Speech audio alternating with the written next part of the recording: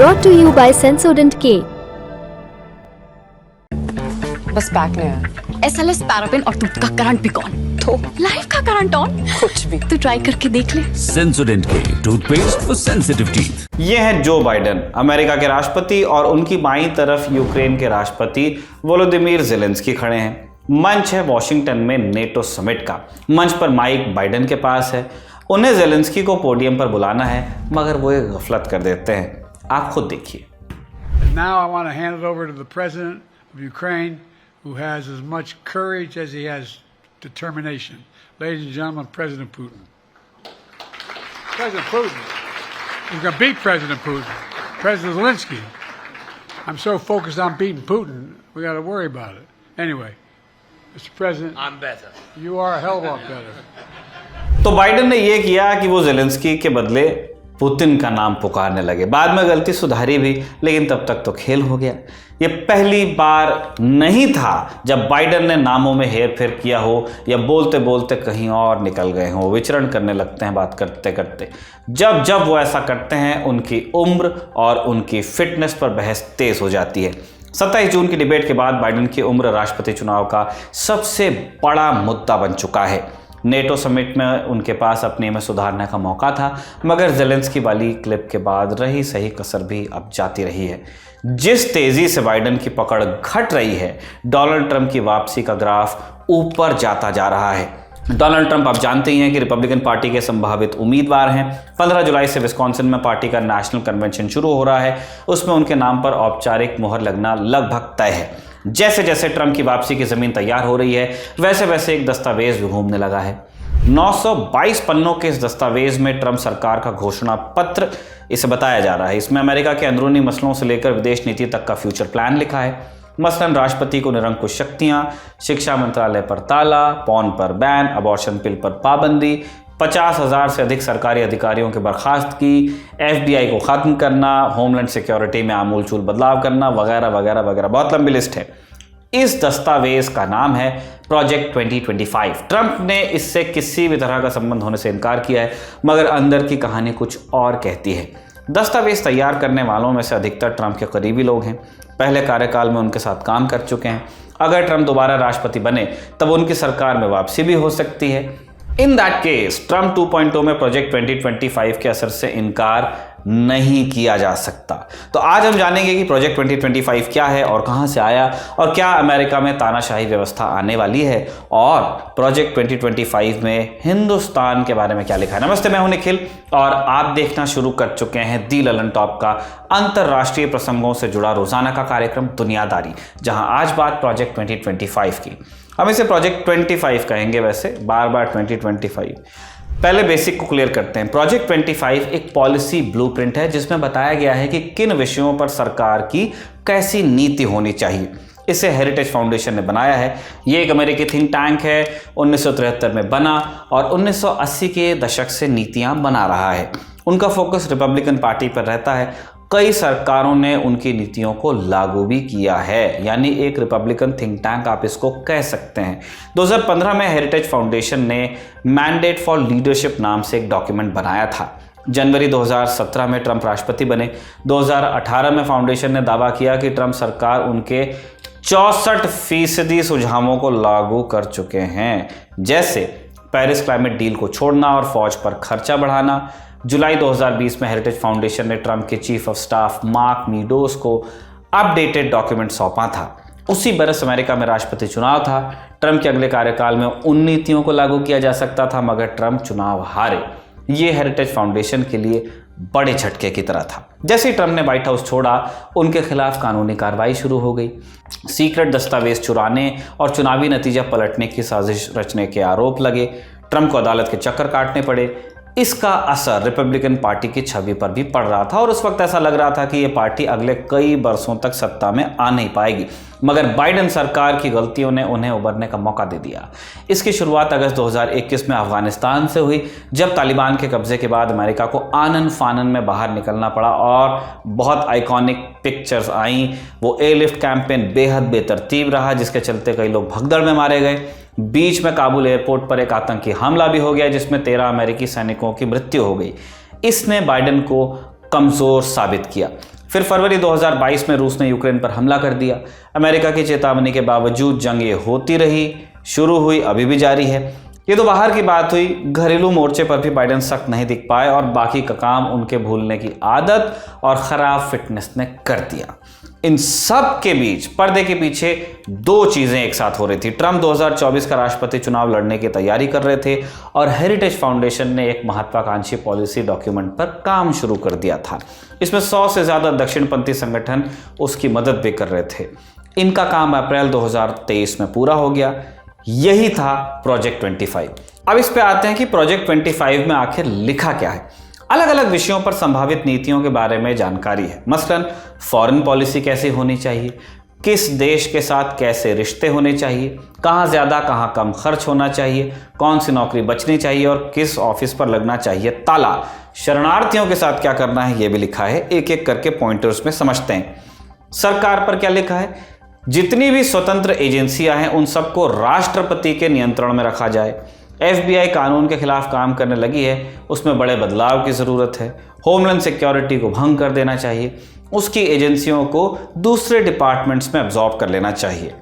Homeland security को आप एक तरह से अमेरिका का गृह मंत्रालय समझ सकते हैं। अमेरिका में इसकी स्थापना 2002 में हुई। 9/11 के हमलों के बाद इसकी कल्पना आई। प्रोजेक्ट 25 में एजुकेशन डिपार्टमेंट को खत्म करने का भी प्रस्ताव है। इसके अलावा सरकारी कर्मचारियों की जगह वफादार लोगों की भर्ती की बात लिखी है। हेरिटेज फाउंडेशन ने कहा है कि डेटाबेस बनना शुरू भी हो चुका है। अब अगले विषय पे आते हैं जो कि बहुत हॉट डिबेट का केंद्र बना हुआ है, अबॉर्शन और दूसरा सामाजिक विषय। अबॉर्शन की गोली मिफप्रिस्टोन का अप्रूवल वापस लिया जाए, ऐसा लिखा है इस डॉक्यूमेंट में। विशेष स्थिति में अबॉर्शन पिल्स की होम डिलीवरी की जाए, लोग मेडिकल स्टोर से सीधे न खरीद पाएं। एक प्रो लाइफ टास्क फोर्स बनाई जाए और यह गर्भपात रोकने के लिए बनी एजेंसियों पर नजर रखे। इस बात को बढ़ावा दिया जाए कि सिर्फ 2 जेंडर होते हैं, महिला और पुरुष। फौज में ट्रांसजेंडर्स को शामिल न किया जाए। ट्रंप ने पहले कार्यकाल में मिलिट्री में ट्रांसजेंडर्स की नियुक्ति पर रोक भी लगाई थी। बाइडेन ने उस फैसले को पलटा। प्रोजेक्ट 25 में बैन वापस लाने का प्रस्ताव है। अगले विषय पे आते हैं, इमिग्रेशन। मेक्सिको बॉर्डर पर दीवार बनाने का प्रोजेक्ट पूरा किया जाए। बॉर्डर पर फौज की तैनाती हो। अप्रवासियों को गिरफ्तार करने और वापस भेजने की व्यवस्था में तेजी लाई जाए। अप्रवासियों के लिए एप्लीकेशन की फीस बढ़ाई जाए। जो लोग ज्यादा पैसे देंगे उनका एप्लीकेशन तेजी से आगे बढ़ाया जाए। इस कथित पॉलिसी डॉक्यूमेंट का अगला निशाना है तकनीक और शिक्षा पर। क्या लिखा है, पॉर्न पर प्रतिबंध लगाया जाए। पॉर्न कंटेंट चलाने वाली कंपनियों को बंद किया जाए। स्कूलों के कामकाज पर अभिभावकों का नियंत्रण किया जाए। Sexual orientation, gender equality, abortion और रिप्रोडक्टिव राइट्स जैसे टर्म को कानून की किताब से बाहर किया जाए। स्कूलों और सरकारी डिपार्टमेंट्स में विविधता, समानता और समावेशी प्रोग्राम्स को खत्म किया जाए। अगला विषय है विदेश नीति। ये जानते हैं कि विदेश नीति पर हेरिटेज फाउंडेशन के क्या विचार हैं। प्रोजेक्ट 25 में चीन को सबसे बड़ा खतरा बताया गया है। चीन का जिक्र कम से कम 500 बार आया है। लिखा है कि चीन अपनी सेना मजबूत कर रहा है, वो ऐसे न्यूक्लियर फोर्स बना रहा है जो अमेरिका को भी पीछे छोड़ सकती है।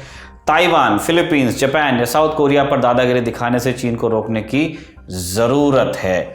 चीन के साथ आर्थिक गठजोड़ को खत्म करना चाहिए। चीनी संस्थानों, टिकटॉक, चीनी प्रोपेगेंडा और जासूसी को गैर कानूनी घोषित किया जाए। जो भी college Chinese communist party CCP से पैसा ले रहे हैं उनकी मान्यता छीन ली जाए और उनकी सरकारी फंडिंग बंद की जाए। ये भी लिखा है कि अमेरिका को अपने न्यूक्लियर स्टॉक को आधुनिक बनाने की दिशा में काम करना चाहिए।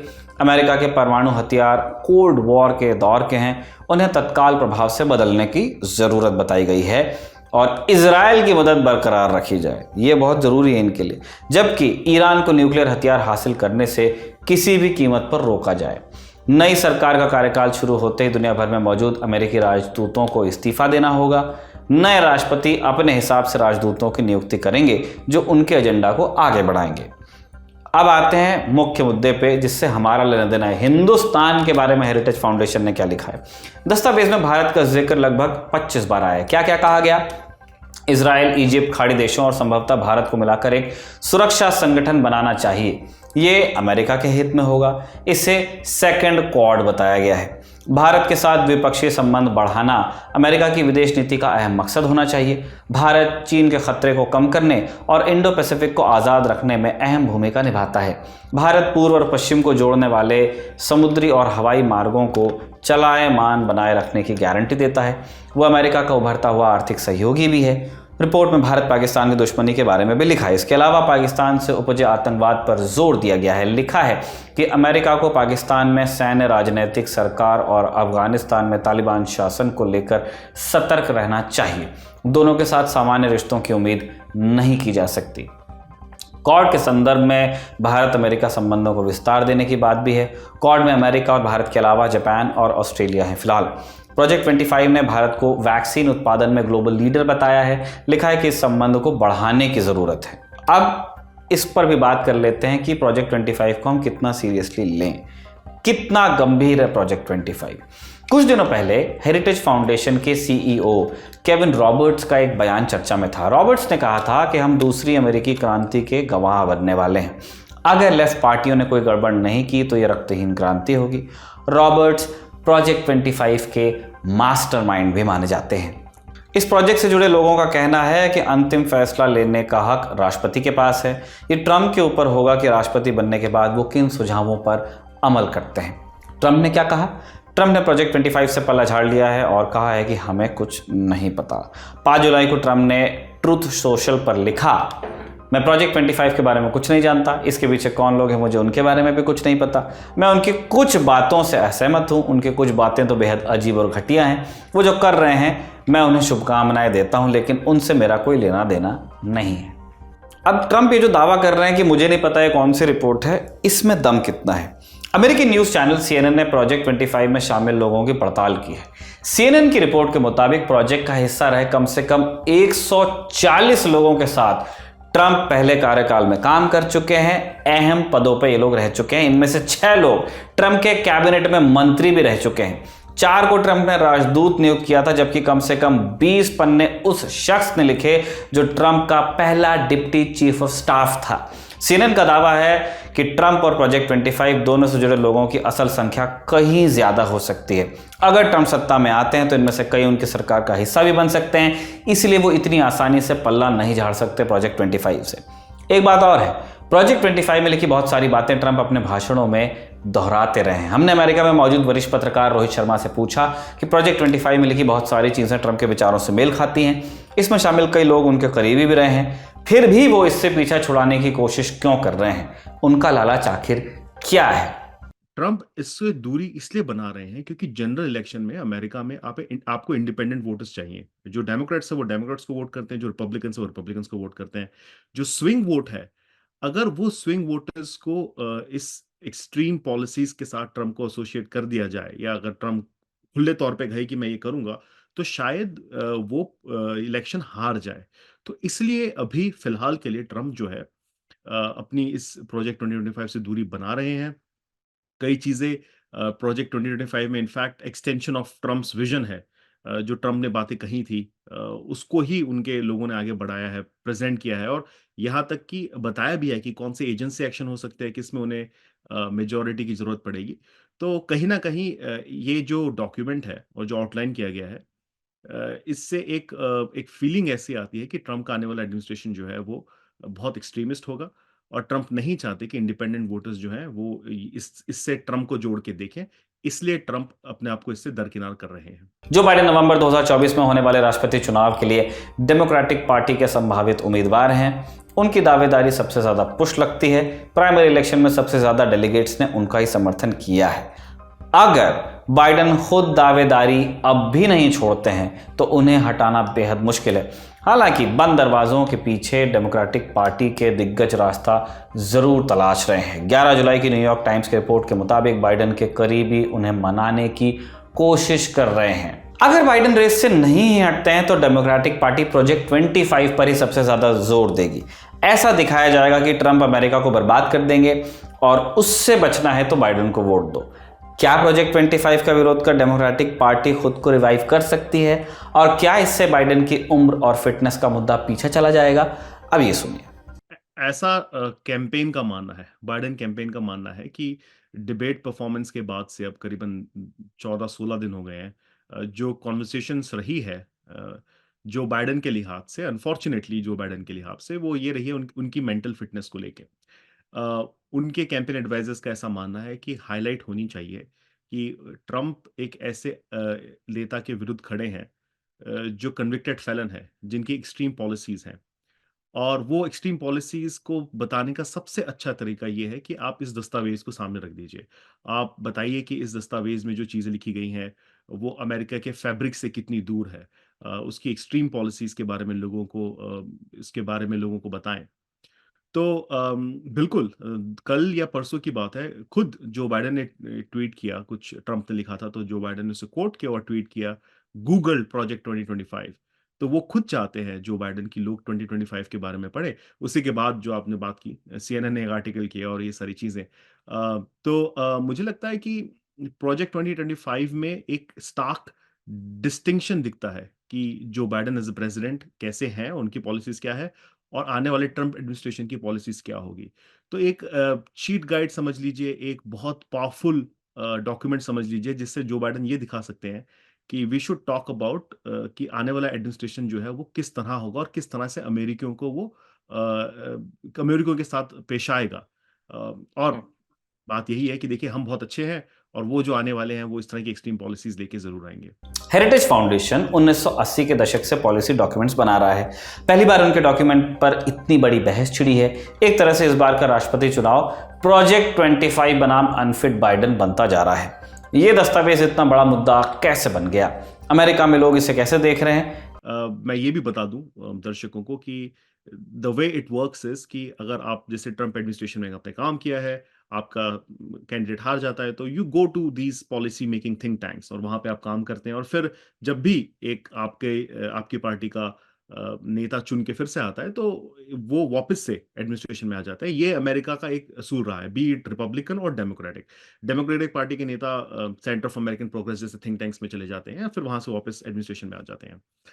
तो इसी वजह से ये जो ट्रैक रिकॉर्ड है हेरिटेज फाउंडेशन का, ये बहुत अच्छा रहा है, क्योंकि ये पॉलिसी डॉक्यूमेंट रिवील करते हैं और फिर अगर इनका कैंडिडेट जीत जाता है तो they come and implement those policies, क्योंकि पहले 2 ढाई 3 साल में इतनी अच्छी रिसर्च हो जाती है कि उसे कैसे इम्प्लीमेंट किया जाए। बहरहाल, इसके अलावा जो आपका प्रश्न है कि ये बनता जा रहा है और आम अमेरिकी नागरिक इसे कैसे देख रहे हैं, देखिए, चुनाव में मुद्दा, हमने पहले भी कहा था, ललन टॉप पे कहा था कि अगर मुद्दा बाइडेन की मेंटल हेल्थ का होगा तो ट्रंप चुनाव जीत जाएंगे, और अगर मुद्दा ट्रंप के अनफिट बिहेवियर का रहेगा, उनकी पॉलिसीज का, उनके इराटिक नेचर का रहेगा, तो बाइडेन ये चुनाव जीत सकते हैं। इसलिए ये जो चुनाव है, ये प्रोजेक्ट 2025 वर्सेस बाइडेन बनता जा रहा है कि देखिए, हमारे शायद नेता पूरे सेंटेंसेस कंप्लीट नहीं कर पा रहे, या वो नाम में अदला बदली गड़बड़ कर देते हैं, लेकिन आपकी हेल्थ के साथ, इमिग्रेशन पॉलिसीज के साथ, वर्ल्ड स्टेज पे, this is a trusted leader, ये यहाँ पे गलतियां नहीं करेंगे। मेजॉरिटी ऑफ जो वोटर्स हैं, उन्हें इसके बारे में भी पता चलने लगा है। देखिए, प्रोजेक्ट 2025 की रिपोर्ट जनवरी में आई थी। अम, उसके बाद से अभी इसे थोड़ा-सा उठाया जा रहा है। कोशिश ये है बाइडेन कैंपेन की कि जैसे-जैसे चुनाव आए आगे, वो उसके लिए प्रोजेक्ट 2025 को लेके कैंपेन एड्स चलाए। जो सरोगेट लीडर्स होते हैं, वो इसके बारे में बात करें। आप देखेंगे कि कल कमला हैरिस ने भी प्रोजेक्ट 2025 की बात की। कांग्रेसमैन रो खन्ना थोड़े दिन पहले प्रोजेक्ट 2025 की बात कर रहे थे। तो कहीं न कहीं इसे not only for Trump, but I think, क्योंकि देखिए, दोनों सेनेट और हाउस के लीडर्स भी इलेक्शन में जा रहे हैं, इसे एक लोकल मुद्दा बनाने की कोशिश भी की जा रही है। तो आने वाले टाइम में शायद मुझे लगता है ज़्यादा नागरिक इससे अवगत होंगे। फिलहाल के लिए अभी तक आई थिंक, मुझे लगता है, जो हम हमेशा कहते हैं कि ये वॉशिंगटन डीसी सर्कल्स में ये बहुत चल रहा है। लेकिन क्या पेंसिल्वेनिया का स्विंग वोटर प्रोजेक्ट 2025 को भी जानता है? मुझे नहीं लगता कि इतना ज़्यादा वो अवेयर हैं प्रोजेक्ट 2025 को लेके अभी तक। प्रोजेक्ट 25 में कई ऐसी चीज़ें हैं जो पहली नज़र में अजीब व गरीब लगती हैं, जैसे FBI को भंग करना, होमलैंड सिक्योरिटी में बदलाव लाना, वफादार स्टाफ की नियुक्ति, एजुकेशन डिपार्टमेंट पर ताला लगाना वगैरह। अमेरिका में किसी सरकार के लिए ऐसा करना कितना आसान या मुश्किल होगा? क्या प्रोजेक्ट 25 में लिखे प्रावधानों को आसानी से लागू किया जा सकता है, या लागू भी किया जा सकता है या नहीं? जो 2 बड़ी एजेंसीज हैं, जो प्रेसिडेंट के पास बहुत बड़ा कंट्रोल है, होमलैंड सिक्योरिटी और इमिग्रेशन, उसमें लॉज इतने वेगली लिखे गए हैं कि आने वाला एडमिनिस्ट्रेशन की उसमें जो एजेंसी एक्शन को लेके बहुत बदलाव कर सकते हैं। हमने ये देखा था 2016 में, जब प्रेसिडेंट ट्रंप आए थे, उन्होंने सबसे पहले मुस्लिम बैन कर दिया था अमेरिका में। ऐसा आप कर नहीं सकते थे, लेकिन एजेंसी एक्शन में उन्होंने कर दिया। They found a way to do it. Right. तो इस तरह की काफी चीजें हैं जो Donald Trump without approval from the Congress कर सकते हैं। कई चीजें ऐसी हैं, कई प्रावधान ऐसे हैं जिसमें उन्हें मेजोरिटी चाहिए, हाउस में चाहिए, सेनेट में चाहिए। आपने एफबीआई की बात की, क्या वो एफबीआई को पूरी तरह से डिसमेंटल कर सकते हैं? एजेंसी एक्शन के तहत वो उसको उसका ढांचा बदल सकते हैं। क्या वो एबॉलिश कर सकते हैं एफबीआई को? आई थिंक ये एक फार फेच्ड स्टेटमेंट है। लेकिन अगर ढांचा उसका बदल दिया जाए, अगर उसकी जिम्मेदारी बदल दी जाए, उसकी अगर ब्रेड्थ है, अगर वो चेंज कर दी जाए कि वो कहाँ और कहाँ पे क्या-क्या कर सकते हैं, राइट? तो ये अपने आप में बहुत बुनियादी चेंज हो सकते हैं। तो आई थिंक ट्रंप के समर्थक और ट्रंप खुद ये बात समझते हैं कि काफ़ी इसमें से एजेंसी एक्शंस हो सकते हैं, जिनका बहुत मेजर इम्पैक्ट होगा। हमने अबॉर्शन की बात की, आप फंडिंग रोक दीजिए प्लान्ड पेरेंटहुड की, अबॉर्शन एक्सेस ऐसे ही कम हो जाएगा। आपको उसके लिए कोई लॉ बदलने की ज़रूरत नहीं है। आप कह रहे हैं भैया हमारे पास पैसे नहीं है, हम पैसे नहीं देंगे प्लान्ड पेरेंटहुड को, तो अपने आप एक्सेस कम हो गया। तो इस तरह के जो छोटे-मोटे एजेंसी एक्शंस हैं, इनके इम्पैक्ट बहुत बड़े होंगे। अगर प्रोजेक्ट 25 के सारे प्रावधान लागू हो गए, फिर क्या होगा?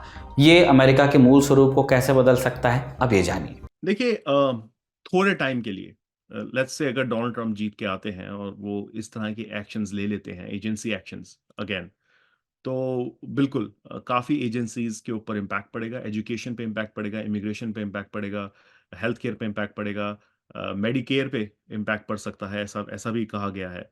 तो बहुत सारी चीज़ों पे इम्पैक्ट ज़रूर पड़ेगा। लेकिन अमेरिका में प्रावधान है, डेमोक्रेटिक स्टेट्स फेडरल सरकार को सू कर सकते हैं। वो कह सकते हैं कि आपकी जो पॉलिसीज़ हैं ये गलत हैं, और मामला सुप्रीम कोर्ट तक जा सकता है, और फिर सुप्रीम कोर्ट में भी एक राइट मेजॉरिटी है फिलहाल। तो उसमें देखना होगा हमें किस तरह की चीज़ें होती है। तो आई थिंक अगर प्रोजेक्ट 2025 की एक्सट्रीम पॉलिसीज़ इम्प्लीमेंट होती है, तो हमें बहुत ज़्यादा लॉसूट्स देखने को मिलेंगे और चैलेंज देखने को मिलेगा। साथ ही साथ 2026 में फिर से मिड टर्म इलेक्शंस आएँगे। तो अगर इस तरह की चीज़ें होती है, तो शायद मेजॉरिटी जो है वो ट्रंप के हाथ से चली जाए, अगर वो जीत जाते हैं चुनाव और मेजॉरिटी। तो ये एक बैलेंसिंग एक्ट ज़रूर खेलना होगा डोनाल्ड ट्रंप को। लेकिन फिलहाल तो ऐसा लगता है कि these guys are hell bent कि इसमें से मेजॉरिटी ऑफ चीज़ें जो है वो इम्प्लीमेंट हो जाए, एजेंसी एक्शन या लॉ बना के। देखना होगा इसमें से कितना कारगर होता है, लेकिन सबसे इम्पोर्टेंट चीज़ ये है कि नवंबर में पहले डोनाल्ड ट्रंप चुनाव जीते, वो उसका पहला स्टेप है। उसके बाद क्या होगा हमें देखना होगा। ये था हमारा बड़ी खबर सेगमेंट। अब सुर्खियों की तरफ चलते हैं। पहली सुर्खी केन्या से है। राष्ट्रपति विलियम रूटो ने अपने विदेश मंत्री को छोड़कर बाकी कैबिनेट को बर्खास्त कर दिया है। कहा है कि सभी राजनीतिक पार्टियों और गैर सरकारी संगठनों के साथ मिलकर नई सरकार बनाएंगे। आप सुनिए। I will immediately engage in extensive consultations across different sectors and political formations and other Kenyans, both in public and private, with the aim of setting up a broad-based government that will assist me in accelerating and expediting the necessary, urgent, and irreversible implementation of the program that we have, including other radical measures and programs. रूटो ने यह फैसला देश भर में हो रहे सरकार विरोधी प्रदर्शनों के बाद लिया है। इस प्रोटेस्ट की शुरुआत जून 2024 में हुई थी, जब केन्या की संसद ने फाइनेंस बिल पास किया था। इसमें रोटी और गाड़ी जैसी बुनियादी चीज़ों पर टैक्स बढ़ाने का प्रस्ताव था। संसद की हामी के बाद बिल राष्ट्रपति के पास पहुंचा, मगर उससे पहले जनता ने गदर काट दिया। संसद के बाहर हिंसा हुई, पुलिस ने गोलीबारी भी की, लगभग 40 लोगों की जान गई है। जब हालात बेकाबू हो गए, तब राष्ट्रपति रूटो ने बिल वापस लेने का ऐलान किया और कहा कि मैं साइन नहीं करूंगा। उन्होंने प्रदर्शनकारियों की बात सुनने का भी दावा किया, जबकि ऐलान से कुछ घंटे पहले वो उन्हें गद्दार और देशद्रोही बता रहे थे। खैर, बिल वापस लेने के बावजूद प्रदर्शन खत्म नहीं हुआ। जनता राष्ट्रपति के इस्तीफे की मांग करने लगी। केन्या में आम लोगों के लिए पेट भरना मुश्किल होता जा रहा है, जबकि राष्ट्रपति और उनके मंत्रियों पर लग्जरी जेट्स और होटल्स में करोड़ों खर्च करने के इल्ज़ाम हैं। लग्जरी जेट, प्राइवेट जेट की बात हो रही है। मई 2024 में रूटो ने अमेरिका जाने के लिए प्राइवेट जेट किराए पर लिया था। इस पर लोगों ने ज़बरदस्त आपत्ति जताई। तब राष्ट्रपति ने सफाई दी थी कि किराया यूएई ने भरा है, मगर इससे लोगों का गुस्सा शांत नहीं हुआ। फाइनेंस बिल पास होने के बाद उन्होंने आर्या पार का मन बना लिया और फिर राष्ट्रपति को अपने ड्रीम प्रोजेक्ट से पीछे हटना पड़ा। मंत्रियों और सांसदों की तनख्वाह बढ़ाने का फैसला भी वापस लेना पड़ा। हालांकि कई प्रदर्शनकारी रूटों के इस्तीफे पर अड़े हुए हैं, इसलिए कैबिनेट की बर्खास्तगी के बावजूद शांति की गुंजाइश बेहद कम दिखती है।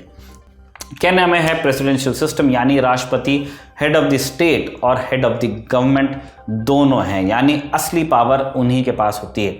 राष्ट्रपति का चुनाव जनता के डायरेक्ट वोट से होता है और वो अपनी मदद के लिए कैबिनेट बनाते हैं। केन्या के संविधान के मुताबिक कैबिनेट में 14 से कम और 22 से ज़्यादा मंत्री नहीं हो सकते। ये मंत्री संसद के सदस्य भी नहीं हो सकते। राष्ट्रपति ही मंत्रियों को चुनते हैं, मगर उनके नाम पर अंतिम मोहर संसद की कमेटी लगाती है। अगली सुर्खी भी अफ्रीका से ही है, रवांडा से। रवांडा में 15 जुलाई को राष्ट्रपति चुनाव है। इसमें पॉल कगामे की जीत तय मानी जा रही है। कगामे पिछले 24 वर्षों से सत्ता में हैं।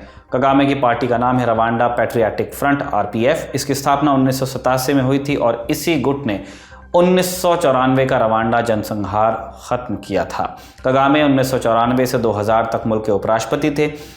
सन 2000 के बरस में वो राष्ट्रपति बने और तब से कुर्सी से हटे नहीं हैं। अब रवांडा का बेसिक भी बता देते हैं। रवांडा भारत से लगभग 6000 किलोमीटर दूर है, सेंट्रल अफ्रीका में पड़ता है, चारों तरफ से ज़मीन से घिरा है और पड़ोसी देश हैं युगांडा, बुरुंडी, तंजानिया और democratic Republic of Congo (DRC). Size में ये भारत के मेघालय से थोड़ा ही बड़ा है। आबादी लगभग 1 करोड़ 30 लाख है। 94% लोग ईसाई धर्म को मानते हैं और 2% हैं मुसलमान। 3% लोग किसी धर्म को नहीं मानते। बाकी 1% में अलग अलग धर्मों का मिश्रण है। 3 मुख्य जातियां हैं यहाँ पे, जाति जनजाति जो आप कहना चाहें, हुतु, तुत्सी और त्वा। इनमें से त्वा को रवांडा का मूल निवासी कहा जाता है। पॉलिटिकल सिस्टम कैसा है? रवांडा में प्रेसिडेंशियल सिस्टम वाली व्यवस्था है, यानी राष्ट्रपति ही हेड ऑफ द स्टेट और हेड ऑफ द गवर्नमेंट होते हैं। सेना राष्ट्रपति के आदेश पर काम करती है। राष्ट्रपति के पास युद्ध शुरू करने, आपातकाल लगाने, प्रधानमंत्री और मंत्रियों को नियुक्त करने जैसी कई शक्तियां भी हैं। संसद के 2 सदन हैं। ऊपरी सदन का नाम सेनेट है, जबकि निचले सदन को चेंबर ऑफ डेप्यूटीज के नाम से जाना जाता है। यहाँ भी इस समय कगामे की party Rwanda patriotic front (RPF) ही बहुमत में है। 15 जुलाई को निचले सदन यानी चेंबर ऑफ डेप्यूटीज और राष्ट्रपति पद के लिए वोटिंग होगी। रवांडा में राष्ट्रपति का कार्यकाल 7 बरस का होता है और 2015 से पहले तक राष्ट्रपति के लिए 2 टर्म की लिमिट फिक्स थी। कगामे पहली बार साल 2000 में राष्ट्रपति बने। 2003 में संविधान में लिमिट तय की गई। लगातार 2 चुनाव जीत गए और इस लिहाज से उनका कार्यकाल 2017 में खत्म हो जाना चाहिए था। इससे पहले ही उन्होंने संसद से नया कानून पास करवाया पुतिन की तरह, और इसमें तय हुआ कि वो 3 कार्यकाल और ले सकते हैं। 2017 के चुनाव में कगामे को लगभग 99% वोट मिले। 1% पता नहीं उन्होंने क्यों छोड़ा। 2024 के बाद राष्ट्रपति का कार्यकाल 7 से घटाकर 5 बरस कर दिया जाएगा और इस तरह पॉल कगामे 2034 तक राष्ट्रपति बने रह सकते हैं रवांडा के। पश्चिमी देश जो ज़्यादातर हैं कगामे को तानाशाह और लोकतंत्र विरोधी बताकर उनकी आलोचना करते हैं। उन पर चुनावों में धांधली करने और विरोध को दबाने का भी इल्ज़ाम है। लेकिन इसका एक दूसरा पहलू भी है। कगामे जनसंहार के बाद ध्वस्त हुए देश को विकास की तरफ लेकर गए। इसकी बदौलत रवांडा अफ्रीका में सबसे तेज़ी से आगे बढ़ते देशों में गिना जाता है। इस बार चुनाव में क्या मुद्दे हैं? कगामे ने इल्ज़ाम लगाया है कि कांगो की सरकार हुतु विद्रोहियों का समर्थन कर रही है। उनका ये भी कहना है कि अगर हुतु ताकतवर हुए तो फिर हिंसा हो सकती है। कांगो की सरकार कहती है कि कगामे ने उनके देश के पूर्व हिस्से में अराजकता करवाई है। ऐसे में पड़ोसी देश के बीच का विवाद चुनाव का मुद्दा बना हुआ है। इसके अलावा सुरक्षा, राजनीतिक स्थिरता और आर्थिक विकास इस चुनाव में बड़े मुद्दे हैं।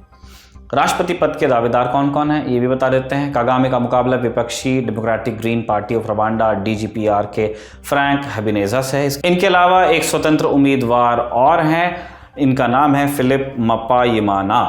वो भी इस चुनाव में चर्चा में बने हुए हैं। इन दोनों को कगामे ने 2017 में भी हराया था। आज की तीसरी और अंतिम सुर्खी वैसे नेपाल से। नेपाल के प्रधानमंत्री पुष्पकमल दहल प्रचंड की सरकार चली गई है क्योंकि वो हार गए हैं विश्वास मत। 12 जुलाई को सदन में विश्वास मत प्रस्ताव पर वोटिंग हुई। पद पर बने रहने के लिए उन्हें 138 वोटों की दरकार थी, मगर उन्हें महज 63 वोट मिले। कुछ दिनों पहले केपी शर्मा ओली की पार्टी ने प्रचंड सरकार से समर्थन वापस ले लिया था। तभी प्रचंड सरकार का बहुमत चला गया था, मगर उन्होंने कुर्सी छोड़ने के बजाय सदन में जाने का विकल्प चुना कि मैं कॉन्फिडेंस मोशन ले आता हूं। इस मामले से जुड़े अपडेट्स पर हमारी नजर बनी हुई है। आप भी बने रहिए दी ललन टॉप के साथ। आज के दुनियादारी में बस इतना ही। शुक्रिया। शुभ रात्रि।